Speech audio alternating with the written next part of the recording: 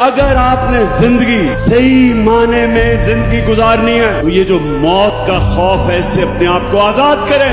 خوف جو انسان کے اوپر طاری ہوتا ہے بڑے انسان کو ایک چھوٹا سا انسان بنا دیتا ہے۔ خوف ایک قوم کو غلام بنا دیتی ہے۔ یہ جو مرنے کا ڈر ہے، مسلمانوں کی تاریخ میں جو سب سے بڑا سانیہ ہوا حضرت امام حسین کا کربلا میں، تو کوفہ کے لوگوں کو پتا تھا کہ حضرت امام حسین رائے حق پہ کھڑے ہیں، لیکن یزید کا خوف تھا، اس کے ظلم کا خوف تھا، نہیں مدد کرنے کے لیے آئے۔ اور مسلمانوں کی تاریخ کا سب سے بڑا ٹریجڈی سانیہ ہوا۔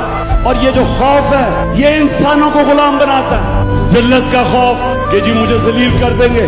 مجھے پچھلے 7 مہینے میں، بلکہ میرے 26 سال کی سیاست میں، کتنی انہوں نے کوشش کی مجھے ذلیل کرنے کی، ہر قسم کی کردار کشی کی، کوئی موقع نہیں چھوڑا کہ کسی طرح عمران خان کو ہم ذلیل کریں، کیونکہ یہ ہمیں چور کہتا ہے۔ اور آج آپ سب سامنے اس تعداد میں پبلک، کتنے وزیر اعظم آئے اور گئے، کس کے لیے قوم نکلی ایسے جو آج آپ میرے لیے نکلے؟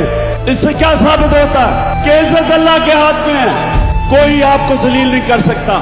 اور خاص طور پہ تیسری چیز جو رزق، کتنے طاقت میں بیٹھے ہوئے لوگ اپنے نیچے جو تنخواہ دار ہوتے ہیں ان سے غلط کام کرواتے ہیں، اور وہ غلط کام کرتے ہیں اپنی نوکریاں بچانے کے لیے، کیونکہ ان کا ایمان نہیں کہ اللہ کے ہاتھ میں رزق ہے۔